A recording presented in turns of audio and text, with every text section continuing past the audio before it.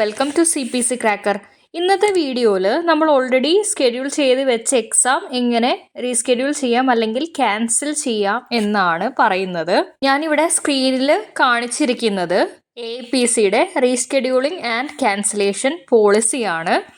അപ്പോൾ അതിൽ പറയുന്നത് എന്താണെന്ന് വെച്ചിട്ടുണ്ടെങ്കിൽ, rescheduling request are not accepted less than 7 days before your scheduled appointment as this would be considered a no-show. Please see policy below. Policy എന്താണെന്ന് താഴെ കൊടുത്തിട്ടുണ്ട്, അത് പറയാം. If the exam is not taken, അതായത് 7 ദിവസത്തിനുള്ളിൽ, അതായത് നിങ്ങൾക്ക് എക്സാം എഴുതാൻ പോകുന്നതിൻ്റെ 7 ദിവസത്തിനുള്ളിലാണ് നിങ്ങൾ ഈ ഒരു റീസ്കെഡ്യൂൾ ചെയ്യാനുള്ള റിക്വസ്റ്റ് കൊടുത്തിട്ടുള്ളതെങ്കിൽ അത് ആക്സെപ്റ്റ് ചെയ്യില്ല എന്നാണ് പറയുന്നത്. അതായത് ഇപ്പോൾ നിങ്ങളുടെ എക്സാമിന് 7 ദിവസം മുന്നേ ഉള്ള ഒരു ഡേറ്റിൽ വേണം നിങ്ങൾക്കിത് റീസ്കെഡ്യൂൾ ചെയ്യാനായിട്ട് പറ്റുള്ളൂ. അത് കഴിഞ്ഞാൽ പിന്നെ നിങ്ങൾക്ക് റീസ്കെഡ്യൂൾ ചെയ്യാൻ പറ്റില്ല. ഇൻ കേസ് നിങ്ങൾക്ക് എക്സാം അറ്റൻഡ് ചെയ്യാൻ പറ്റിയില്ലെങ്കിൽ ആ ഒരു എക്സാം ക്യാൻസലായി പോകും. നിങ്ങൾ 7 ദിവസം മുന്നേ ആണെങ്കിലും റീസ്കെഡ്യൂൾ ചെയ്യുന്ന സമയത്ത് $50 ആണ് നോൺ റീഫണ്ടബിൾ ആയിട്ടുള്ള ഒരു എമൗണ്ട് ആണ്. ആ ഒരു എമൗണ്ട് പേയ്മെൻറ്റ് ചെയ്താലേ നിങ്ങൾക്കിത് റീസ്കെഡ്യൂൾ ചെയ്ത് മറ്റൊരു ദിവസത്തേക്ക് മാറ്റി വയ്ക്കാൻ പറ്റുള്ളൂ. അതാണ് പറയുന്നത്. Because APC is holding A seat for your exam, there will be a $50 non-refundable fee applied to all exams rescheduled or cancelled. This fee will be paid directly to APC online prior to rescheduling. അതായത് നിങ്ങളുടെ exam ഡേറ്റിന് 7 ദിവസം മുന്നേ ഉള്ളൊരു ദിവസം നിങ്ങൾക്ക് reschedule ചെയ്ത് വേറൊരു ദിവസത്തേക്ക് അത് മാറ്റി വെക്കാനായിട്ട് പറ്റും. അങ്ങനെ മാറ്റി വെക്കണമെങ്കിൽ നിങ്ങൾ $50 APCയിലേക്ക് ഡയറക്റ്റായിട്ട് പേയ്മെൻറ്റ് ചെയ്യണം. $50 പ്ലസ് നമ്മൾ ഇന്ത്യയിൽ നിന്നാണ് ചെയ്യുന്നത് എന്നുണ്ടെങ്കിലും വേറെ ഏതെങ്കിലും ഒരു കൺട്രിയിൽ നിന്നാണ് പേയ്മെൻറ്റ് ചെയ്യുന്നതെന്നുണ്ടെങ്കിലും ആ ഒരു ട്രാൻസാക്ഷൻ ഫീയും കൂടി വരും. അപ്പോൾ അതെങ്ങനെ ചെയ്യേണ്ടതെന്ന് ഇവിടെ പറയുന്നുണ്ട്.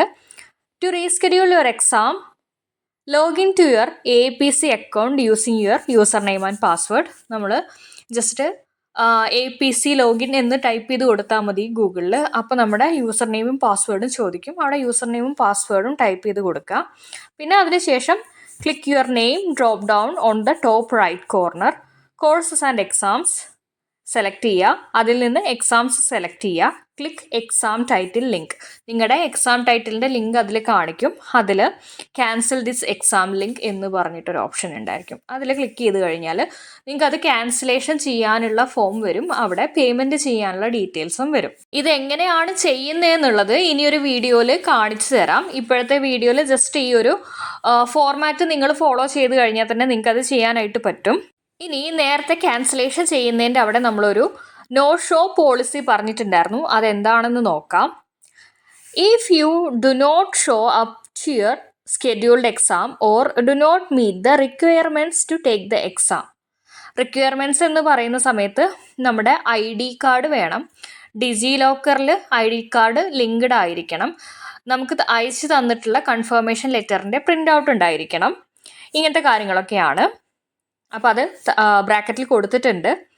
ID not in DigiLocker or doesn't match, അത് രണ്ടും തമ്മിൽ മാച്ച് ഇല്ലെങ്കിലോ, attempt to bring inappropriate materials, fail the security check. നമ്മൾ അവിടേക്ക് കൊണ്ടുവരാൻ പാടില്ല എന്ന് പറഞ്ഞ് എന്തെങ്കിലുമൊക്കെ കാര്യങ്ങൾ എക്സാം ഹോളിലേക്ക് എടുത്തിട്ട് വരിക, അല്ലെങ്കിൽ സെക്യൂരിറ്റി ചെക്കിൻ്റെ സമയത്ത് നമ്മൾ ക്വാളിഫൈ ചെയ്തില്ലെങ്കിലും ഒക്കെ നമുക്ക് ഈ ഒരു എക്സാം മിസ്സായി പോവും. നമ്മുടെ ഈ ഒരു ചാൻസ് മിസ്സായി പോവും. You will forfeit your exam attempt and will be required to purchase a new voucher or a reschedule using your second attempt if available. അതായത് വൺസ് നമുക്ക് നമ്മുടെ വൗച്ചർ നമ്മുടെ എന്തെങ്കിലും ഒരു റീസൺ കൊണ്ട് മിസ്സായിട്ടുണ്ടെങ്കിൽ ആ വൗച്ചർ പിന്നീട് നമുക്ക് കിട്ടില്ല. അത് ക്യാൻസലായി പോവും. നമ്മൾ പിന്നീട് വേറൊരു നമ്മുടെ സെക്കൻഡ് അറ്റംപ്റ്റിൻ്റെ വൗച്ചർ നമുക്കുണ്ടെങ്കിൽ അത് വെച്ചിട്ട് എടുക്കാം. അതല്ലെങ്കിൽ നമുക്ക് പുതിയൊരു വൗച്ചർ പർച്ചേസ് ചെയ്യേണ്ടി വരും. എന്നാൽ മാത്രമേ പിന്നീട് എക്സാം എഴുതാനായിട്ട് പറ്റുള്ളൂ. നിങ്ങൾ ആധാർ കാർഡിലെ സെയിം നെയിം വെച്ചിട്ട് തന്നെ ആയിരിക്കണം APCക്ക് അപ്ലൈ ചെയ്യേണ്ടത്. കാരണം അതിലൊരു ചെറിയ സ്പെല്ലിംഗ് മിസ്റ്റേക്ക് എന്തെങ്കിലും വന്നാൽ പോലും സെക്യൂരിറ്റി ചെക്കിൻ്റെ സമയത്ത് അവർ എഴുതാൻ വേണ്ടിയിട്ട് സമ്മതിക്കില്ല. അപ്പോൾ ഇത്രയും കാര്യങ്ങളാണ് ശ്രദ്ധിക്കേണ്ടത്. അപ്പോൾ നിങ്ങൾക്ക് എന്തെങ്കിലും റീസൺ കൊണ്ട് വിചാരിച്ച സമയത്ത് എക്സാമിന് പോകാൻ പറ്റില്ല എന്നറിയുകയാണെങ്കിൽ 7 ദിവസം മുന്നേ നിങ്ങൾക്ക് അറിയാൻ പറ്റുമെങ്കിൽ ആ ഒരു $50 ആണെങ്കിലും അത് പേയ്മെൻറ്റ് ചെയ്തിട്ട് റീസ്കെഡ്യൂൾ ചെയ്യുന്നതാണ് നല്ലത്. കാരണം അങ്ങനെ ചെയ്ത് കഴിഞ്ഞാൽ നമുക്ക് ആ ഒരു അറ്റംപ്റ്റ് മിസ്സായി പോവില്ല. ആ ഒരു അറ്റംപ്റ്റ് മിസ്സായി കഴിഞ്ഞാൽ പിന്നെ വീണ്ടും ഒരു ഹ്യൂജ് എമൗണ്ട് ആണ് നമ്മൾ ആ ഒരു അറ്റംപ്റ്റിന് വേണ്ടിയിട്ട് പേയ്മെൻറ്റ് ചെയ്യേണ്ടത്. ഇനി അതിൻ്റെ താഴെ നിങ്ങൾക്ക് കോൺടാക്ട് ചെയ്യാൻ പറ്റുന്ന ഒരു മെയിൽ ID കൊടുത്തിട്ടുണ്ട്.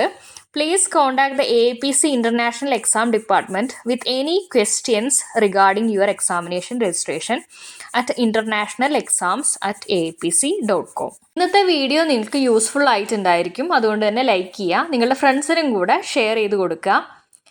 അതുപോലെ തന്നെ ഇനി ഇതുപോലെയുള്ള APC റിലേറ്റഡ് CPC റിലേറ്റഡ് ആയിട്ടുള്ള വീഡിയോസൊക്കെ കിട്ടാനായിട്ട് ചാനൽ സബ്സ്ക്രൈബ് ചെയ്യുക. ബെല്ലൈക്കൺ കൂടി എനേബിൾ ചെയ്തിട്ടുണ്ടെങ്കിൽ നിങ്ങൾക്ക് ആ ഒരു വീഡിയോ അപ്ലോഡ് ചെയ്യുന്ന സമയത്ത് തന്നെ നോട്ടിഫിക്കേഷൻസ് കൂടി കിട്ടും. Thanks for watching.